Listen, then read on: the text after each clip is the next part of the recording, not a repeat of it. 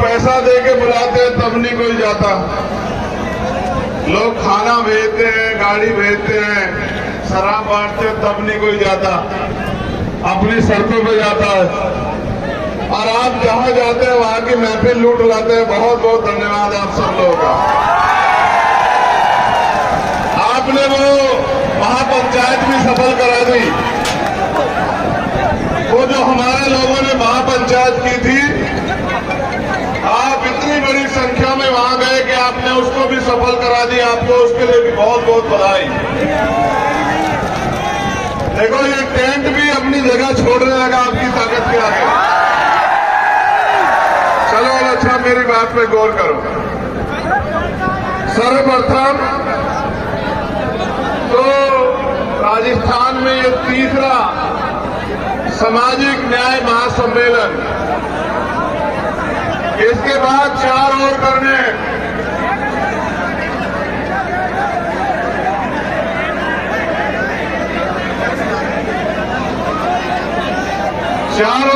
इसके बाद तीसरा है ये नैनवा, भादरा और अब ये गंगापुर सिटी। इसके बाद 4 और करने, बाकी 4 संभाग में। फिर एक ऐतिहासिक करेंगे जयपुर में, राजधानी में, भोपाल की तरह। और उस दिन सरकार को और राजस्थान को संदेश देंगे कि अगर आप ये चाहते हो कि आपका आदमी सीएम बने तो किससे मांगने का काम बंद कर दो। अगर आप ये कहोगे कि हमने सम्मेलन बुलाया है भाई, हमने महापंचायत बुलाई है इसलिए कि हमारे आदमी को सीएम बना दो, मांगने से कहने से कोई आपके आदमी को सीएम बनाएगा क्या? मैं तो अपने उन भाइयों से भी कह रहा हूं, अपनी ताकत पहचानो। वोट आपका है, राज आपका आएगा, कोई रोक नहीं सकता है। राजस्थान में नहीं, पूरे भारत में आएगा। कुछ दिन की बात है, आप देखते जाओ, आपका राज आएगा। ऐसा राज आएगा जिसके बाद शायद कभी कोई दुनिया में भारत के अंदर चुनाव लड़ने की इच्छा ही ना करे। सब खुश हो जाएंगे, मेरा मानना है।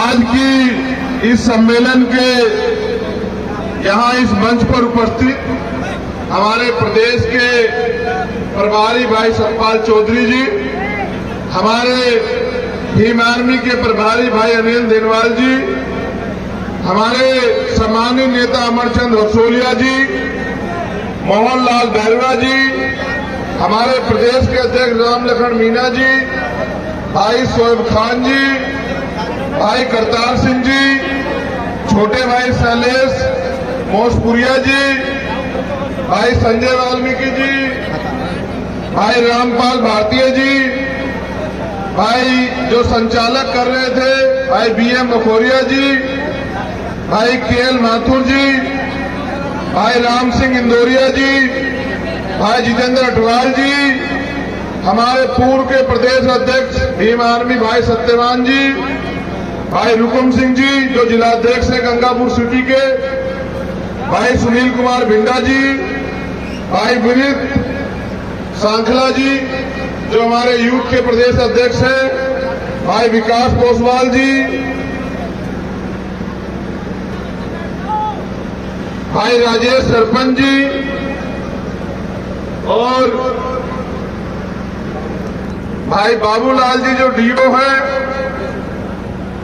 भाई अजय जी, पुष्पेंद्र जी, मीणा सिंह जी, भाई नरेश बीरवाल जी, प्रेम नारायण मेहर जी, बहन विद्या वर्मा जी, बहन मीरा मेघवाल जी, बहन संतोष मेघवाल जी, भाई सुमित अम्बेश जी, मदन मेघवाल जी, छोटी बहन एकता जी, अमित करसोलिया जी, धर्मेंद्र फैसला जी, मेरे साथ आए भाई कैप्टन मुकेश वाल्मीकि जी,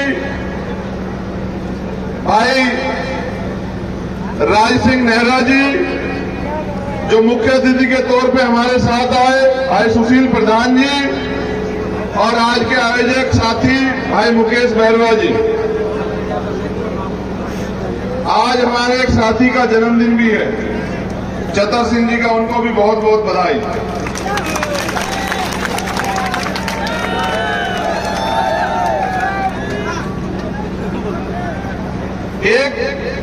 बहुत जरूरी मामला, क्योंकि शासन प्रशासन और मीडिया के लोग भी यहाँ हैं, उनकी जानकारी में देना है कि कल वो इस बात को जरूर लिखें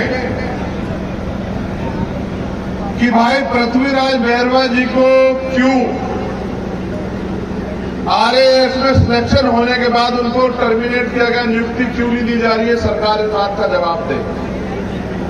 भाई डॉक्टर प्रोफेसर रमेश बैरवा जी को क्यों एपीओ किया गया है, सरकार इसका जवाब दे। अब मैं आपसे जो बात कहने वाला हूं उस पर आप गौर करें। यहाँ जितने लोग मंच पे हैं सम्मानित हैं, उससे ज्यादा सम्मानित है आप सब लोग जो सामने बैठे हैं, मेरे नौजवान भाई, हमारे सम्मानित बुजुर्ग, और यहाँ जो किसी से कुछ नहीं कहती मेरी माए बहनें और हमारी छोटी छोटी बच्चियां, उनको बहुत बहुत धन्यवाद।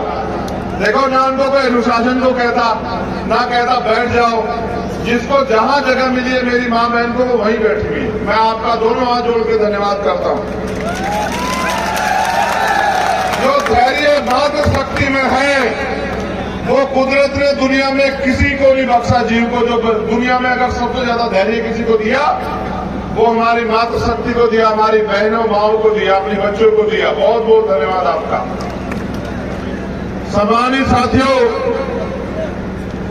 हम गंगापुर में हैं, लेकिन पता नहीं हमारे अधिकारों की गंगा कब आएगी। इतने दिन हुए हमें गंगा में डुबकी लगाते हुए, आज तक तो हमारे अधिकारों की गंगा हमारे पास नहीं आई। मैं इस मंच के माध्यम से जो समय समय पर संत गुरु महापुरुष जन्मे, मैं उन सभी को भी नमन करता हूं। ये राजस्थान की धरती, यहाँ भी बहुत सारे महापुरुष जन्मे जिन्होंने सामाजिक अन्याय, सामाजिक उत्पीड़न, सामाजिक गैर बराबरी के खिलाफ लड़ाई लड़ी।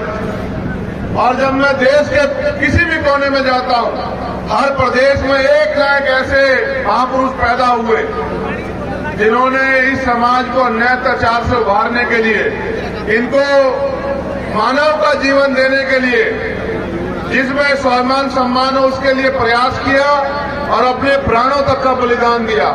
मैं बात कर रहा हूं महामानव तथागत बुद्ध की, मैं बात कर रहा हूं संत कबीर गुरु रविदास जी की, मैं बात कर रहा हूं भगवान वाल्मीकि, गुरु नानक, गुरु घासीदास की, मैं बात कर रहा हूं बाबा रामदेव की, मैं बात कर रहा हूं राष्ट्रपिता ज्योतिबा फूले, छत्रपति साहूजी महाराज, पेरियर रामा स्वामी नायकर, पेरियर लल्ली यादव, भामना रामस्वरूप वर्मा, सर छोटू राम, बाबू जगदेव प्रसाद कुशवाहा, जननायक कपूरी ठाकुर की, मैं बात कर रहा हूं कुमाराम आर्य जी की, मैं बात कर रहा हूं धन सिंह कोतवाल जी की, मैं बात कर रहा हूं परम पूज्य बाबा साहब अम्बेडकर की, मैं बात कर रहा हूं माननीय दीना भाना वाल्मीकि की, मैं बात कर रहा हूं अपने समय समय पे जन्मे संतों गुरुओं महापुरुषों की। इसलिए कर रहा हूं, चाहे वो महाराज सिंह भारती रहे हो या महामना रामस्वरूप वर्मा रहे हो या फिर मेरे गुरु मान्यवर काशीराम रहे हो, मैं इसलिए उनकी बात कर रहा हूं कि आपको आपका इतिहास याद रहे। ऐ मेरे लोगों, आप अपना इतिहास भूल गए हो, मैं आपको इतिहास याद दिलाने के लिए आया हूं। मैं अपने नौजवान इस आंधी से कहना चाहता हूं जो नौजवानों की आंधी यहां बैठी है, तुम में वो दम है कि बड़े से बड़े तानाशाह का तख्ता पलट कर दो, तुम में वो दम है कि बंजर मिट्टी को उपजाऊ बना दो, बंजर भूमि का सीधा चीर दो, तुम किसान कमेरों की औलाद हो। अगर जानना हो तो 50 साल पहले का अपना इतिहास जानो कि तुम्हारे पूर्वजों ने इस देश में क्या क्या नहीं सहा। चलो बात करते हैं, आपको बताने आया हूं कि गलती कहां हो रही है। आप मुझसे प्यार करते हैं? जो लोग ये पूछते रहते हैं कि चंद्रशेखर राजस्थान क्यों आता है, वो तो यूपी का है, उनको ये बस ये बता देना कि वो हमारा नेता नहीं, वो हमारा भाई है और उसका हमारा खून का रिश्ता है। उसने हमसे वादा किया कि अगर आपके लिए खून की आखिरी बूंद भी चुकानी पड़े तो उनका भाई पीछे नहीं हटेगा। ये बात बस उनको बता देना।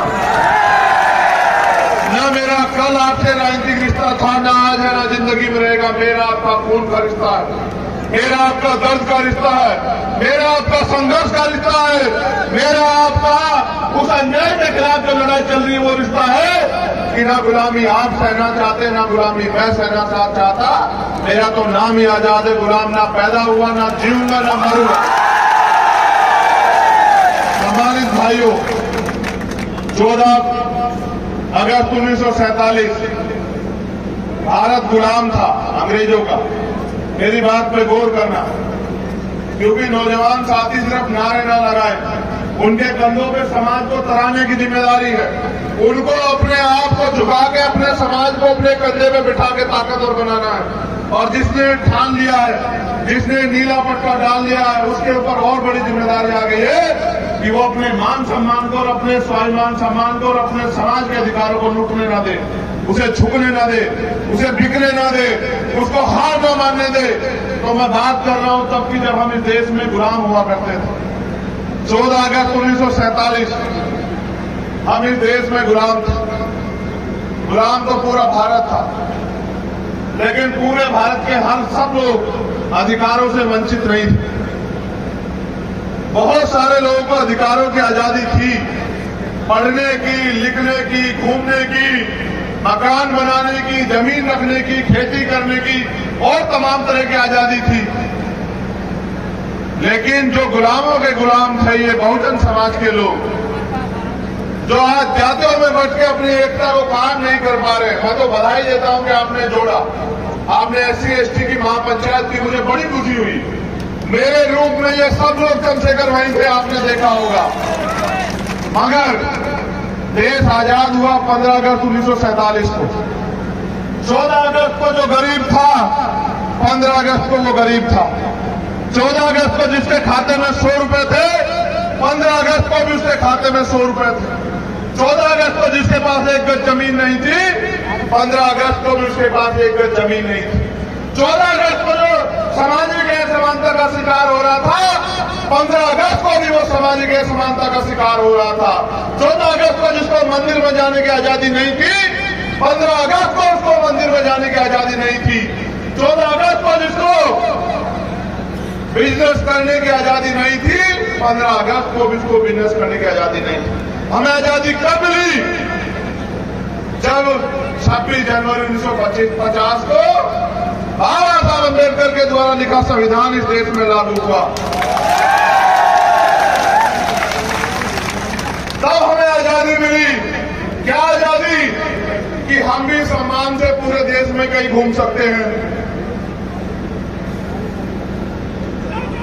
हम भी पूरे देश में किसी भी सरकारी जगह पे जो दूसरों का अधिकार है वो अधिकार हमें भी है, और हम भी बिस्लेरी का पानी पी सकते हैं। इतिहास पढ़ो, अब से लगभग 100 साल से पहले बाबा साहब अम्बेडकर आपको तालाब से पानी पिलाने के लिए लड़े। मेरे लोगों याद करो वो दिन। और आज उनके वंशज देखो, बाबा साहब के संविधान की देन है कि आज उनके वंशज बिस्लेरी का पानी पी रहे हैं। ये आजादी मिली 26 जनवरी 1950 को लेके। जो बात मैं आपसे कह रहा हूं उस पर गौर करना।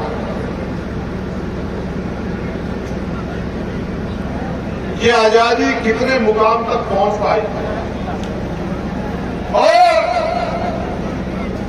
कितने अधिकारों के लिए आपको संघर्ष करना पड़ा, लड़ना पड़ा, आंदोलन करने पड़े, लाठियां खानी पड़ी, मुसीबतें झेलनी पड़ी।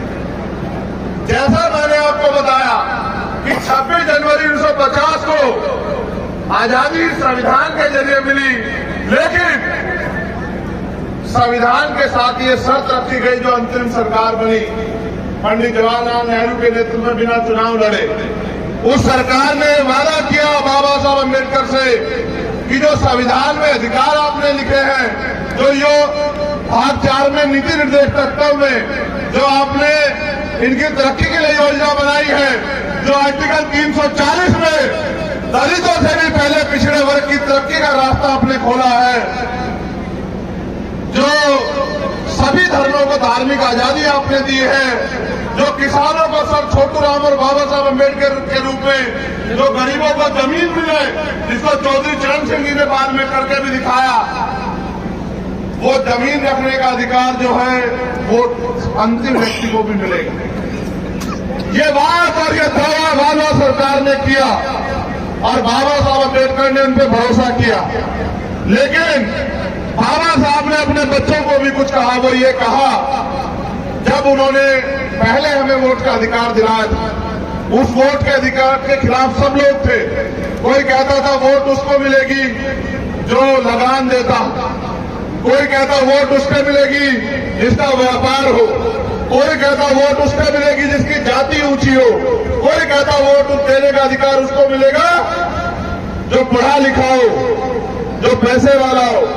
लेकिन बाबा साहब ने कहा, क्योंकि वो दूरदर्शी थे, उन्होंने कहा फिर इस देश का लोकतंत्र मजाक बन के रह जाएगा अगर चंद लोग फैसला करेंगे कि किसकी सरकार होगी। तो बाबा साहब ने तर्क देके सहमत किया कि देश के अंतिम व्यक्ति को भी वोट का अधिकार मिलना चाहिए और जनता तय करेगी कि राज किसका आएगा। उन्होंने नारा भी दिया मेरे लोगों आपके लिए कि आज मैंने रानी का पेट चीर दिया है, आज के बाद राजा बैलेट बॉक्स से तैयार होगा, आपकी वोट से तैयार होगा। उन्होंने नारा इसलिए दिया कि उनको ये भरोसा था कि उनकी आने वाली पीढ़ियां पढ़ लिख के अपनी वोट की ताकत को समझेंगी और वो 21वीं सदी में जब 2023 चल रहा होगा वो पंचायत करके हाथ फैला के मांगेगी नहीं कि लाओ हमें मुख्यमंत्री का पद दे दो। वो ऐसे नहीं मांगेगी, ऐसा भरोसा नहीं था बाबा साहब अम्बेडकर।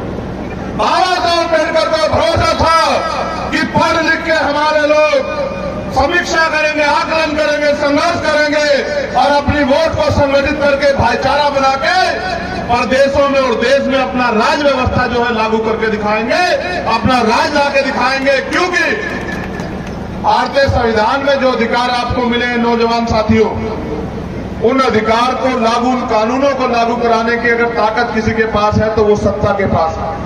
जिनकी सरकार होती है वो कानून को अपने तरीके से लागू कराते हैं और जो नए कानून बनने चाहिए आपके अधिकारों के लिए, उनको कानूनों को बनाने की ताकत भी इस पंडाल में नहीं है। वो ताकत भी विधानसभा और लोकसभा के पास है। आप लाखों लोगों की भीड़ कर लो और वोट आपको 4 ना मिले तो आप कुछ नहीं कर सकते हो। पूरे राजस्थान के बहुजन समाज के लोग भी सड़क पे खड़े हो जाएं तो एक कानून नहीं बना सकते, क्योंकि भारतीय संविधान ने कानून बनाने का अधिकार विधानसभाओं को और लोकसभाओं को दिया। बाबा साहब अम्बेडकर को भरोसा था कि उनकी आने वाली पीढ़ी आकलन करेगी, क्योंकि वो ये जानते थे कि जिन लोगों के हाथ में सत्ता है वो मेरे लोगों को कुछ नहीं देंगे, वो बिल्कुल कुछ नहीं देंगे। वो तो मेरे लोगों को जो अधिकार मैंने संविधान में सुरक्षित किए हैं वो तो उनको भी छीनने का काम करेंगे, समय समय पे उनको भी लूटने का काम करेंगे। आज देखो ऐसी हालात है। देखो कहते हैं कि न्याय सबका जन्मसिद्ध अधिकार है। आप मुझे जवाब दो और कहो कि चंद्रशेखर झूठ बोल रहे हो हमारे भाई कि इंदर मेघवाल को न्याय क्यों नहीं मिला, आप बताओ मुझे। जब न्याय जन्मसिद्ध अधिकार है तो इंदर मेघवाल को न्याय दिलाने के लिए आपको आंदोलन क्यों करना पड़ा राजस्थान में, आप बताओ। न्याय अगर जन्मसिद्ध अधिकार है तो जितेंद्र मेघवाल को उसकी हत्या की गई, तुम्हारे भाई की, तुम्हारा खून था वो, उसकी हत्या की गई, उसको बकरे की तरह काट दिया गया घेर के। एक बहादुर तुम्हारे भाई को, उसके हत्यारों को सजा दिलाने के लिए तुम्हें आंदोलन क्यों करना पड़ा? तुम इतने बड़े पैमाने पे क्यों झूठे पाली में जाके? मैं आपसे इसलिए पूछना चाहता हूं कि ओम प्रकाश नगर फांसी लगा लेता है क्योंकि उसको लगता है उसको न्याय नहीं मिलेगा। मैं इसलिए आता हूं राजस्थान की ओम प्रकाश नगर लिखता है सुसाइड नोट में कि मेरा भाई आएगा मुझे न्याय दिलाने के, इसलिए आता है चंद्रशेखर आजाद राजस्थान। मैं पूछना चाहता हूं, आप लाखों की संख्या में जयपुर में इकट्ठा हुए थे, बताओ कार्तिक भील को न्याय क्यों नहीं मिला? मुझे बताओ, मैं जानना चाहता हूं आपसे। मैं जानना चाहता हूं आपकी पंचायत के एक हफ्ते बाद ही मेरी बहन पूजा को 10 टुकड़ों में जिन्होंने काटा, उनको, उस बहन के परिवार को न्याय कब मिलेगा बताओ। मैं जानना चाहता हूं कि बलौत्रा में जिस बहन को अन्याय का सामना करना पड़ा, उसको जला दिया गया, उसको न्याय कब मिलेगा बताओ। ये मैं जानना चाहता हूं आप लोगों से।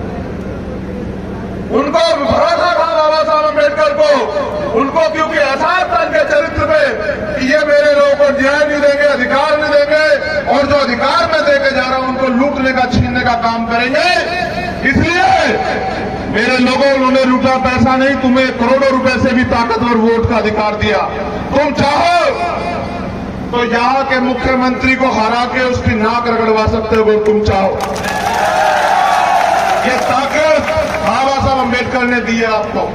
और तुम देखना, चुनाव आएगा, मेरी माए बहनें यहां बैठी हैं, देखो मैं नहीं कहना चाह रहा था लेकिन कहूंगा। अभी मुख्यमंत्री जी ने कहा कि वो राशन देंगे, आपने सुना ना? राशन देंगे घर तक, सुना आपने? ये भी गैस सिलेंडर सस्ता करेंगे। 4.5 साल कहां थे? 4.5 साल पहले ये अमीर थे क्या सब लोग, जो आज इस 6 महीने में आपको इनका सिलेंडर सस्ता करना है? 4.5 साल आपने राशन नहीं दिया। देखो सरकारों की निर्दयता, यही की नहीं, देश की सरकारों की बता रहा हूं, चाहे बीजेपी की हो, कांग्रेस की हो या किसी और की। मैंने देखा कि दिल्ली में मजदूर किस तरह से अपने घर लौटा। इन सरकारों के पास उनको देने के लिए बसें नहीं थी मेरे लोगों, उनको भेजने के लिए ट्रेन नहीं थी। वो अपने बच्चों को अपनी पीठ पे लादकर खून के आंसू रोते हुए उनके पैरों में छाले पड़ गए, तब वो मेरे मजदूर भाई अपने घरों तक पहुंचे। हजारों लोग जाते जाते मर गए भूख से, एक्सीडेंट करके ट्रेन के आगे नीचे आके। हजारों बहनें, उनकी चप्पलें घिस गई, किस तरह से वो घर पहुंची। निर्दयी सरकारों ने कुछ नहीं सोचा। ये यही थे ना सरकार के लोग, जब आप भूख से मर रहे थे, कोरोना काल में लॉकडाउन लगा था, तब भी तो ये सरकारें यही थी। आज चुनाव आ रहा है और उनको दिख रहा है कि वो अपने लोगों की तरफ बढ़ रहे हैं, वो अपने लोगों को ताकत देने के लिए सोच रहे हैं, इसलिए कह रहे हैं राशन ले लो। ये बताओ, जो बाबा साहब अम्बेडकर ने अपने 4 बच्चों को कुर्बान करके आपको वोट का अधिकार दिलाया, उनको राशन पे बेचने का काम करोगे? अपने बच्चों को, अपने महापुरुषों के संघर्ष को चंद राशन पे बेचने का काम करोगे मेरे लोगों? देखो आपकी वोट में कितनी ताकत है, जो आपके घर का पानी नहीं पिएगा, आपके पेड़ दबाएगा चुनाव में आके और कहेगा आप मेरी दादी हो, चाची हो, आप मेरे भाई हो, भैया हो, आप मेरे चाचा हो, मेरे सर पे हाथ रख दो। और जिस दिन चुनाव चला जाएगा मेरे भाइयों, मेरी बहनों, आप उनके घर जाना, वो अंदर बैठ के मना करा देगा कि नेताजी यहां नहीं। इसलिए आपसे कहने के लिए आया हूं यार, राजस्थान में आप तय करो। अगर ये लोग बहुत अच्छे हों और ये आपके मन मर्जी काम कर रहे नौजवान हैं, आप कितने बड़े पैमाने पर, मीडिया के लोगों छापना कल, अगर आपके अंदर खुददारी है, बताओ कितने मेरे भाई नौजवान बेरोजगार बैठे, जरा हाथ उठा के बताओ मुझे एक बार। ये देखो, ये है राजस्थान की सच्चाई। उठा के रखो, उनको देखने दो, उनके कैमरे देखे, पूरा भारत देखे। नीचे करो हाथ, सुनो, बताओ इस देश के नौजवानों की, राजस्थान की नहीं पूरे देश के नौजवानों की, अपने से युवाओं की एनर्जी को बर्बाद किया जा रहा है। वो पढ़ लिख के धक्के खा रहे हैं, कोई परचून की दुकान पे काम कर रहा है, कोई चाय की दुकान पे काम कर रहा है, कोई कहीं मजदूरी कर रहा है, क्योंकि सरकार के पास रोजगार नहीं है। और यहाँ की सरकार, इस सरकार की भी सुनो, यहाँ की सरकार कोई भर्ती ऐसी नहीं जिसका पेपर लीक नहीं होता, कोई भर्ती ऐसी नहीं। 4.5 साल नहीं दिखा। जब हमने कहना शुरू किया मुख्यमंत्री जी कानून व्यवस्था इतनी अच्छी, तो पेपर कैसे कागज तो नहीं संभाल सकते, मैंने ही कहा ना हिंदी में, मैनुआ में, कि कागज नहीं संभालते, मेरे लोगों की रक्षा कैसे करोगे? तो कहते हैं कि हम जो नकल करा रहे थे बुलडोजर चला दोगे। 4.5 साल कहां थे आप? कितनी भर्तियां गिनाऊं आपको? सीएचए के बच्चे जब आंदोलन कर रहे थे, सीएचए वाले, मैं जब उनकी लड़ाई लड़ने के लिए गया, मुझे होटल से उठा के 4 दिन के लिए जेल में बंद कर दिया। मैं कह रहा हूं 4 दिन नहीं मुख्यमंत्री जी, 400 दिन, 4000 दिन जेल में बंद रखो, मेरे लोग एक एक पाई का हिसाब करेंगे तुमसे। ये तब तक आपके भरोसे थे जब तक इन पे किराए का मकान था, आज इन पे अपना घर है। महापुरुष कह के गए हैं कि लोगों के महलों से अच्छी होती है अपनी झोपड़ी। अपनी झोपड़ी में आप मालिक होते हो, उनके दरवाजे जाओगे, उनके पीछे खड़े होंगे, उनके पिछलग्गू बनोगे, उनका राज लाओगे, तो आपके हाथों में, आपके हिस्से में क्या आएगा सोच लेना। मैंने ये भी कहा और फिर कह रहा हूं, साहब कहा करते थे कि जब वोट फूल वालों को दोगे तो फूल वालों की सरकार आएगी, जब फूल वालों की सरकार आएगी तो वो अपने लोगों को ताकतवर बनाएंगे, रोजगार देंगे, काम देंगे। आपके हिस्से में क्या आएगा? जब वोट पंजे वालों को दोगे तो पंजे वालों की सरकार आएगी, पंजे वाले ताकतवर होंगे, पंजे वाले अपने लोगों को रोजगार देंगे, राशन देंगे, अधिकार देंगे। आपके हिस्से में क्या आएगा? अब मैं आपको बताता हूं, आप अपने वालों को वोट दोगे तो मैंने पहले भी कहा कि मांग पत्र बना के दे दो, जितने लोग यहां बैठे।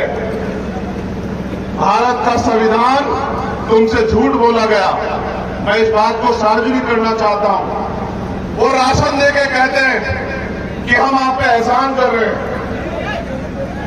वो राशन देके कहते हैं कि हम आप पे एहसान कर रहे हैं। सच को भी जान लो, तुम गांव जाके बताना, बताओगे नहीं बताओगे? पहले सुन लो क्या बताना। बजट समझते हो? बजट वित्त मंत्री जी बजट पेश करते होंगे ना आपके यहाँ राजस्थान में, करोड़ों रुपए का। वो करोड़ों रुपए आते कहां से पता है आपको? चलो जान लो, जान लो, जान लो। जिसको पता वो पढ़े, जिसको नहीं पता जान लो। ये मेरी माए बहने भी जान लो। जो टैक्स आप देते हो, जो टैक्स आप देते हो, वो टैक्स मतलब जो प्राकृतिक रिसोर्स है यहां, उन रिसोर्स से जो आमदनी होती है, चाहे वो सरकारी कर्मचारियों पर टैक्स हो या आम आदमी पर टैक्स हो। टैक्स कैसे होते हैं ये भी बता देता हूं। कई तरह के टैक्स होते हैं। आप घर में माचिस खरीदते हो ना, उस पर टैक्स जाता है। आप बाल काले कराते हो ना, उन पर टैक्स जाता है। आप ये शर्ट पहनते हो ना, इस पर टैक्स जाता है। अब तो ऐसी निर्दयी सरकार केंद्र में बैठी हो तो दूध, दही, लस्सी में भी टैक्स लगाने लगे, खाने पीने में भी, आटे में भी। तो जो टैक्स आप देते हो वही पैसा इकट्ठा होके और जो प्राकृतिक रिसोर्स है वही बजट बनता है। वो जो करोड़ों रुपए जिनकी घोषणा होती है, इसका मतलब आपका पैसा आपको देने का नाम सरकार है और सरकार उस पर एहसान करती है कि हम आपको कुछ दे रहे हैं। देखो और सुनो, एक आदमी कम से कम 1000 रुपए का टैक्स बिना कुछ ज्यादा खर्चा किए सरकार के खाते में भेजता है। एक आदमी, एक छोटा सा बच्चा जिसकी कोई इनकम नहीं है, जो बोलना भी नहीं सीखा, उसकी दूध की बोतल पे टैक्स लगता है। वो डायपर पहनता है, उस पर टैक्स लगता है। वो जो कपड़े पहनता है, उस पर टैक्स लगता है। यानी कि एक छोटा बच्चा 1 साल का, वो भी हजारों रुपए का टैक्स एक साल में सरकार को देता है, एक महीने में देता है। अगर साल का हिसाब बनाए तो 12,000 रुपए का टैक्स। मैं तो छोटी बात बता रहा हूं। और सरकार आपको राशन कितने पैसे का दे रही होगी जरा बता दो? कितने पैसे का राशन दे रही होगी? 200 रुपए का। अब देखो कितनी बढ़िया बात है। मेरी माँ भी समझ जाएगी इस बात को, जो ना पढ़ी लिखी हो वो भी समझ जाएगी। माँ, अगर मैं तुझसे 1000 रुपए लूं और 200 रुपए तुझे वापस दूं तो तेरे पैसे मेरी तरफ है या मेरे भी पैसे तेरी तरफ है? ये बता दे बस। किसके पैसे किसकी तरफ है बताओ? अगर किसी माँ ने या भाई ने मुझे 1000 रुपए दिए और मैंने उसको 200 रुपए वापस लौटा दिए तो किसके पैसे किसकी तरफ है? आपके 800 रुपए मेरी तरफ है। आप 1000 रुपए का टैक्स देते हो महीने में, एक आदमी। सरकार 200 रुपए का राशन देती है, फिर भी आंख दिखाती है, आपका पैसा आपको दे रही है, 800 जेब में भी रख रही है और फिर कह रही है कि हम आपको राशन दे रहे हैं। मैं आपको बताता हूं कि भारत के संविधान दुनिया का सबसे अच्छा संविधान है और वो संविधान अंतिम व्यक्ति को भी रोटी, कपड़ा, मकान, इन तीनों चीजों की गारंटी देती है कि हर व्यक्ति को रोटी मिलेगी भरपेट, हर व्यक्ति को पहनने के लिए कपड़ा मिलेगा और हर व्यक्ति को ढकने के लिए सर, छत मिलेगी, मकान मिलेगा। ये गारंटी कौन देता है? सरकार नहीं देती। कौन देता है? संविधान देता है। उसी संविधान के अनुसार सरकारें बनती हैं। ये आपसे झूठ बोलते हैं, ये आके आपको गुमराह करते हैं, बड़े बड़े वादे करते हैं। क्यों?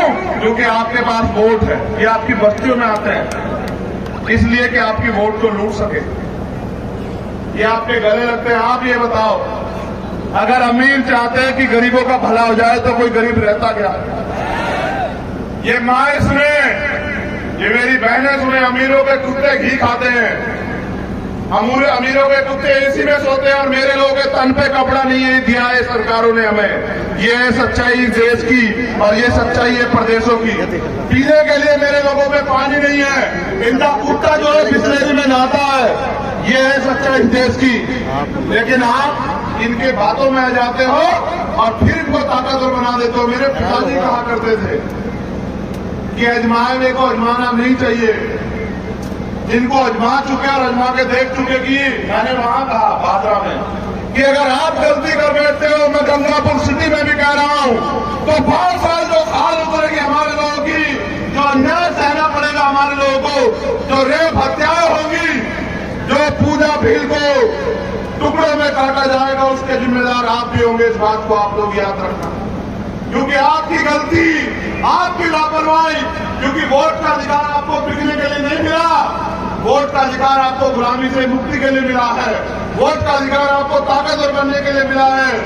अगर आप अपनी वोट का प्रयोग गलत कर देते हो तो जो अन्याय होगा उसका खामियाजा आपको भुगतना पड़ेगा, उसके जिम्मेदार भी आप होंगे। दूसरा, काशीराम साहब ये कहते थे कि वोट की रक्षा कैसे करनी है, जैसे बहन बेटे की रक्षा करते हैं। तो आपकी वोट इतनी सस्ती नहीं मेरे लोगों कि थोड़े से पैसे शराब या राशन पे किसी को दे दो, ये तो सरकारों को देना ही है। आप वोट अपनी ताकत बनाने के लिए दो। मैंने अभी 4 दिन पहले 2 लाइनें लिखी थी, आपने अगर पढ़ी हो मेरे ट्विटर हैंडल पे, राजेश अगर पढ़ी हो, मैंने लिखा था कि निकाल लाया हूं परिंदों को पिंजरों से, निकाल लाया हूं परिंदों को पिंजरे से। अब बस परिंदों के दिमाग से पिंजरा निकालना बाकी। इस गुलामी बेबसी में आपका अपना मकान न होने के कारण आप लोग रह रहे थे, उस कमरों से आपको निकाल लाया हूं मैं।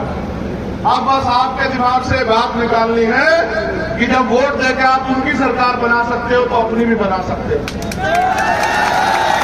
वो जो नारा दिया महापुरुषों ने कि वोट हमारा राज तुम्हारा, अभी मुझसे एक हमारे साथी केपी सिंह जी ने सुबह कहा कि देखो महापुरुष कह के गए कि वोट हमारा राज तुम्हारा, नहीं चलेगा नहीं चलेगा, लेकिन यहाँ राजस्थान में क्या हो रहा है कि वोट तुम्हारा राज हमारा, यूं ही चलेगा यूं ही चलेगा। क्योंकि मेरे लोग गुलामी छोड़ना नहीं चाहते। कार्तिक भील का परिवार 3 महीने सड़क पे धूल भागता है, उसके बच्चे खून के आंसू रोते हैं। क्या जवाब दूं मैं उसको, उस परिवार को कि जो जिस पे आरोप है वो कांग्रेस का विधायक है इसलिए उसका कुछ नहीं हो सकता, तो कानून बराबर कैसे हुआ? मैं मुकेश वाल्मीकि जी यहाँ बैठे, इनका बेटा हर्षाधिपति वाल्मीकि, एक आपका अपना खून आपका भाई अधिकारी, उसको एक विधायक जाके पीटता है, 22 जगह से उसकी जो है उसकी हड्डियां फ्रैक्चर हो जाती है और उसको मरा हुआ समझ के छोड़ देता है। वो तो आपका खून था कि उनसे नहीं मरा, इतने लोगों से भी वो आपका बलशाली खून था, वो नहीं मरा। आज वो अपने पैरों पे खड़े होने की स्थिति में है, वो भी बेड पे उठ जाएगा, जैसे आप उठ के खड़े हुए वो भी उठ जाएगा। लेकिन जवाब दो कि एक दिन में उस विधायक की जमानत हो जाती है, तो मैं क्या जवाब दूं? अगर तुमने ऐसा कर दिया होता, पृथ्वीराज बैरवा ने क्या किया? जो भारतीय संविधान का आर्टिकल 51 कहता है कि अंधविश्वास पाखंडवाद के खिलाफ बोलो, वैज्ञानिक दृष्टिकोण अपनाओ, ये करने पे उसकी नौकरी छीन ली गई और हमारे भाई की हत्या करने के प्रयास करने वाले पे एक दिन में जमानत, तो कानून किसके लिए बराबर हुआ? देखो, मैं तो आपसे कहना चाहता हूं, अगर आपको एक गुलामी की जिंदगी पसंद आ रही है मेरे लोगों, सच्चे मन से कह रहा हूं, तो फिर कोई जरूरत नहीं इसको बदलने की। और अगर आपके अंदर ये बेचैनी झटपटाहट हो, यार हम सबको आजमा के देख चुके, हमने सब पे भरोसा किया, कोई कुछ करता तो है नहीं हमारे लिए। लड़ने के लिए तो फिर भी हमारे भाई को आना पड़ता है, तो उसको ही ताकत दे दो इस बार।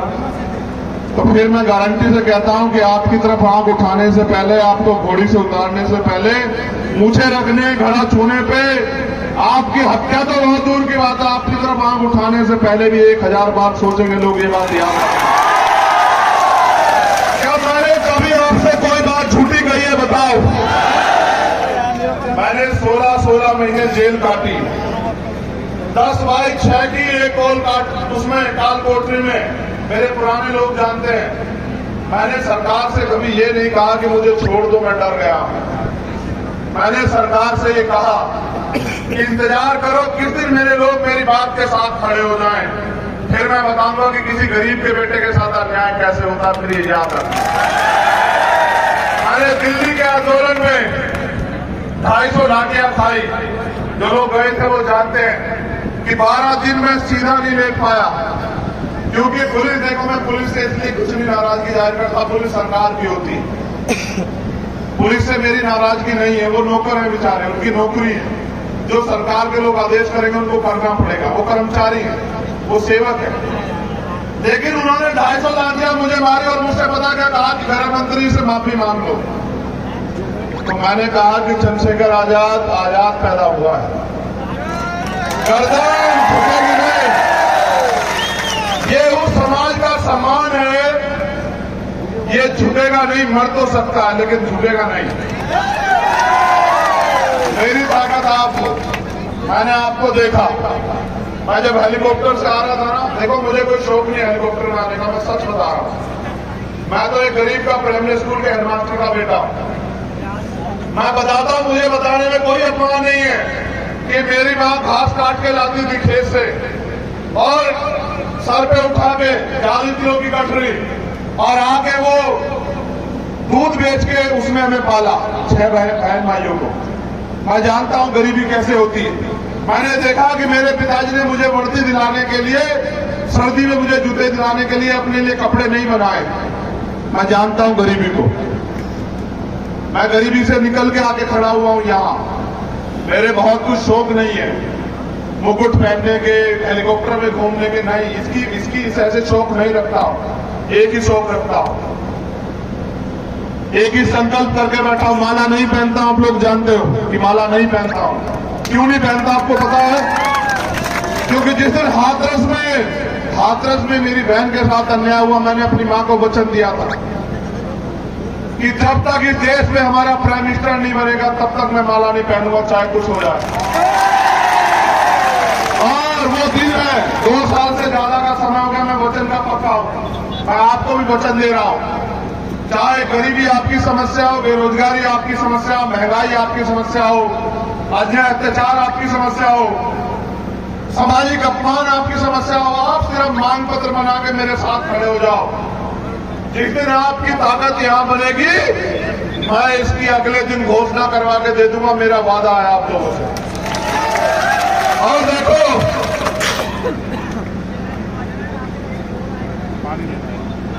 मुझे यहां से एमपी एमएलए भी नहीं बनना यार भाई, ये भी मेरी इच्छा नहीं है ईमानदारी से कि मुझे एमपी एमएलए बनना है। एक इच्छा मेरी है कि यहां बैठे गरीब के बेटे एमपी एमएलए जरूर बने, और वो एमएलए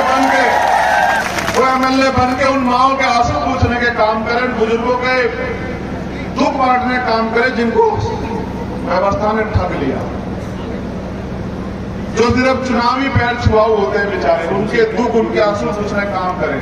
देखो तो जाके सही कि जब गरीब अपनी बेटी की शादी करता है तो साहूकार से पैसा लेता है उधार, और फिर सालों उसकी पीठ जो है छल्ली हो जाती है उस उधार को उतारने में। अगर अपने बच्चे को डॉक्टर इंजीनियर बनाना चाहे तो वो उधार लेता है, लोन लेता है, कर्जा लेता है, उसकी जमीन गिरवी रख जाती है और ताकतवर उसकी जमीन छीन लेता है।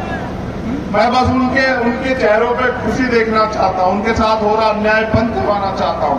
मैं चाहता हूं कि हर गरीब के बेटे को, चाहे वो कितनी अच्छी शिक्षा लेना चाहे, मुफ्त की शिक्षा मिले, फ्री शिक्षा सबके लिए, कोई किसी जाति धर्म का, सबको मिले, कि कोई ये ना कहे कि हमें नहीं मिल रही है। और क्योंकि मैंने अपने पिता को अपने हाथों में खोया, क्योंकि मैं पैसे वाला नहीं था, अपने पिताजी का प्राइवेट हॉस्पिटल में इलाज नहीं करा पाया। मैंने उनको भी उस दिन वचन दिया, उनके अंतिम दिन उनके 100 पे हाथ रख के कि मैं कोशिश करूंगा, पूरी मेहनत करूंगा ईमानदारी से कि कोई गरीब मेरा आपके जैसा आने वाले समय में अपनी बहन, भाई, बेटे, बच्चे, पत्नी, पिता, मां को इसलिए ना खो दे कि उसकी जेब में इलाज के लिए पैसे ना हो। बस ये लड़ाई कि सबको, अगर संविधान सबको बराबरी के अधिकार देता है तो फिर वो बराबरी के अधिकार जमीन पे भी मिलने चाहिए। अगर संविधान सबको आगे बढ़ने की इजाजत देता है तो वो इजाजत जमीन पे भी मिलनी चाहिए। मैं आपसे एक चीज और कहना चाहता हूं, बैरिकेडिंग बहुत तोड़ते हो आप लोग। मैंने पूछा इससे बैरिकेडिंग क्यों नहीं लगवाई, तो कहा इस आंधी में बैरिकेडिंग तोड़ दी। तो चलो ये तो मैंने मान लिया, बस ये भेड़िया कब तोड़ोगे ये भी बता दो, जो गुलामी की भेड़िया आपके आसपास लगी है।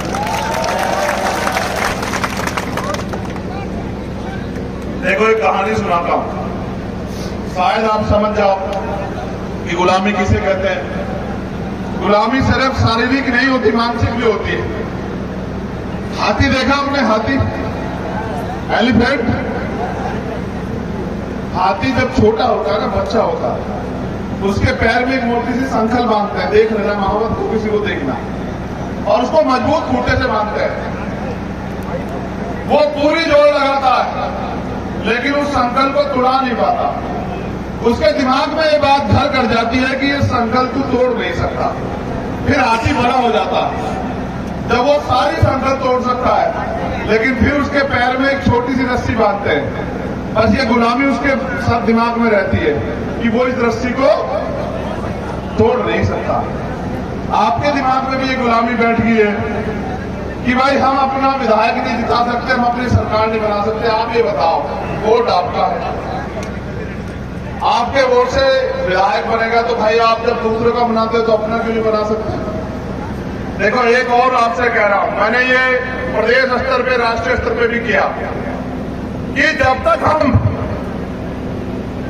जाति के आधार पर तोड़े गए लोगों के साथ, जो हमारा अपना ही सब परिवार है, जिनको हम यहाँ संविधान के अनुसार दलित पिछड़ों के रूप में जानते हैं, आदिवासियों के रूप में जानते हैं, अल्पसंख्यकों के रूप में जानते हैं, जिनको हम संविधान से पहले शूद्रों के रूप में जानते थे, जब तक हम उनमें भाईचारा नहीं बनाएंगे, जब तक हम एक दूसरे के साथ नहीं खड़े होंगे, जब तक हम किसान का, मेरे लोग देखो याद करो, बाबा साहब अम्बेडकर और सर छोटू राम मिलके लड़े नहीं लड़े?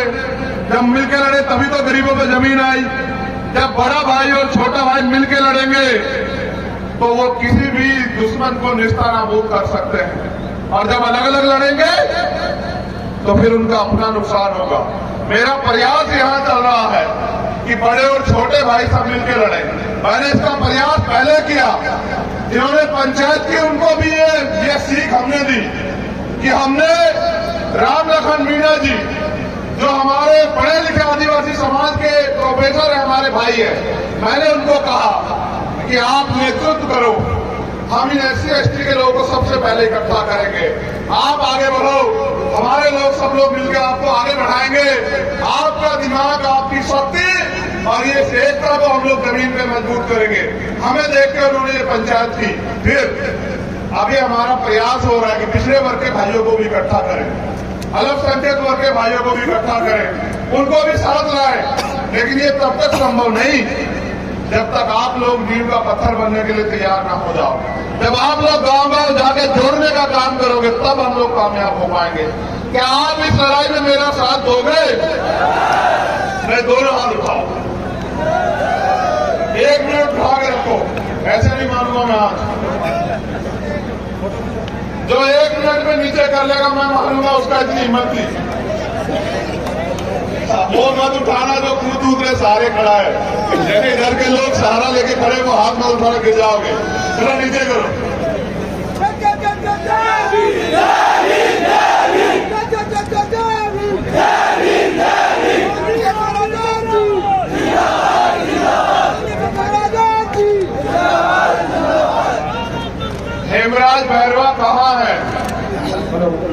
क्या हेमराज बैरवा मुझे सुन रहा है? सनो बद्रीलाल बैरवा, ग्राम भंडारी, जिला दौसा। तुम्हारे जीजा जी खड़े हैं, कुछ जरूरी काम है, ट्रक में जरा एक बार मिल हो जाके उनको जाने दो, रास्ता दे दो। मेरे नौजवान साथियों, रास्ता दे दो। देखो, मैं आपसे विदाई लेना चाहता हूं इस उम्मीद के साथ कि इस बार तुम किसी का पैसा, किसी का राशन और किसी की झूठी बातें आपके मेरे बीच में दूरी नहीं बना पाएगी। किसी की झूठी बातें आपको और मुझे अलग नहीं कर पाएंगी। क्या ये मैं मानूं कि गंगापुर सिटी और इसके आसपास के जो इस संभाग के लोग हैं वो इस बार मुझे ताकत देने का काम करेंगे? आश्वस्त हो जाऊं? पहले जवाब दो। ऐसा तो नहीं कोई पैसा देगा तो भूल जाओगे? पहले रुपया माओ से पूछ लेते हैं। माँ बहनें खड़ी है, तुम लोग पीछे हो जाओ जरा से। बताओ, मेरी माँ बहनें खड़ी है, बेटा चाहिए पैसा चाहिए? बताओ। नहीं, दोनों हाथ उठा के बताओ, बेटा चाहिए, भाई चाहिए, पैसा चाहिए? चलो ठीक है, रुक जाओ। सिर्फ नौजवान साथी बताओ, भाई चाहिए या पैसा चाहिए? बताओ। आवाज कम है, मजा नहीं आ रहा। जब मैं पूछूंगा तब बताना, भाई चाहिए या पैसा चाहिए? अच्छा, मैं अपने सम्मानित बुजुर्गों से पूछना चाहता हूं, आपने गरीबी झेली, अन्याय झेला, कोई आपके आंसू पूछने नहीं आया। आपको अपना बेटा चाहिए या पैसा चाहिए? बताओ। जोर लगा के बताओ, बेटा चाहिए या पैसा चाहिए?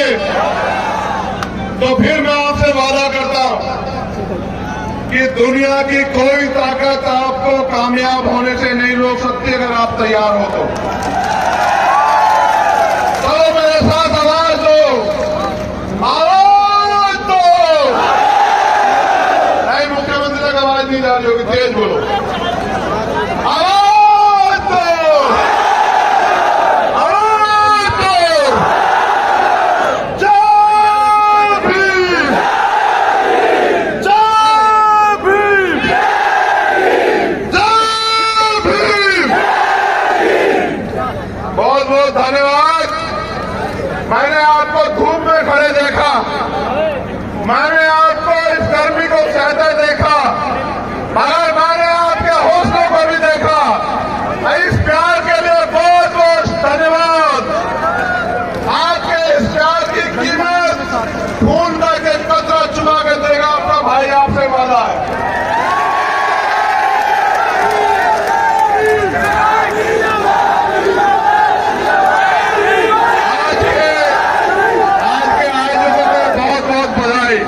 जिन्होंने बहुत मेहनत की, दिन रात एक करके समाज तक एक खबर पहुंचाई, उन सभी साथियों का बहुत बहुत दिल की गहराई से धन्यवाद।